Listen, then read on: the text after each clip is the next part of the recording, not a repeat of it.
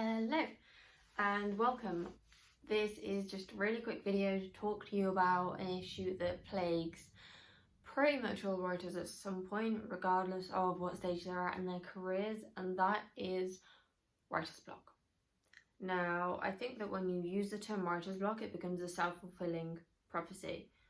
You say you've got writer's block, so it becomes a thing, and it becomes more of a big deal because a lot of writers put so much of a thing on writer's block and how terrible it is. But the more you focus on your inability to do something, the more you strengthen that inability. And actually, what you should be doing instead is asking yourself, okay, why am I in this situation and what can I do to try to get out of it? Hello, Minnie. And so there tends to be kind of two issues that will cause writer's block. And the first one is fear. Sometimes it's fear of judgment, sometimes it's fear of the unknown, and this is something people don't really talk about. But when you've never actually finished a book before, not knowing what the next stage is or what it will look like or what your experience of it will be is actually kind of scary. And it's okay to be scared of that. I was scared of it the first time. It took me 3 attempts to put my book up for pre-order. I had to have my boyfriend sitting next to me because I was so terrified of it because I didn't know what would happen. And even if it's something you want really badly, it's perfectly acceptable to still be afraid of it. Especially if you don't know anyone else who has been there. And that's why writing communities are so important. And the second issue is knowledge or research. I am a big advocate for doing lots of research before you get started big on an idea, because you need to know if that idea has enough legs, and if it can't carry you all that way, then it's probably worth you rethinking it somehow.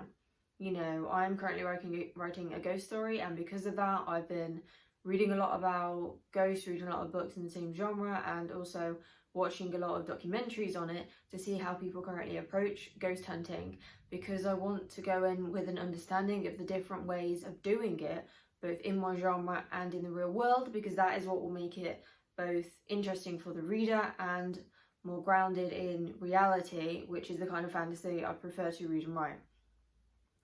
So if you find yourself feeling stuck, consider what you could read. Maybe you're writing about a situation you've never experienced before, so you need to hop onto somewhere like Twitter or Reddit and see what people have said. I found those really good when I'm looking for drunken stories, for things for my main character to do in the Hollywood Gossip series.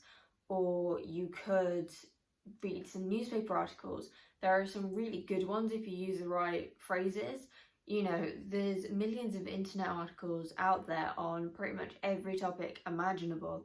So all it takes is knowing how to use the internet to get the most out of it. And if you get really stuck, don't forget you can always ask people for help. There's absolutely nothing wrong with asking for help. There is nothing wrong with saying, I'm not sure where to go next with this idea.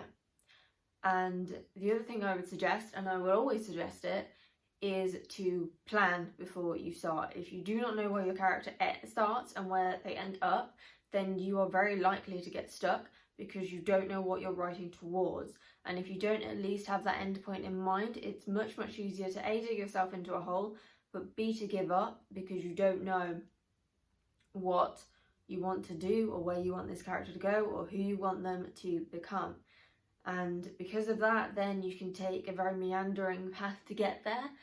And if you don't have a good editor to go through it, or you're not a strong enough editor yourself, then it can be really frustrating for readers because you're taking a completely convoluted way to get to what could otherwise be a really great climax to your story. So the next time you're feeling stuck, do think about why you're feeling stuck, because quite often there is a really simple solution to what you're going through, and it could be as simple as you're afraid, and because you're afraid you're overthinking it, or it could be that you simply need to plan and do more research. Take care, stay safe, and I'll see you soon. Bye.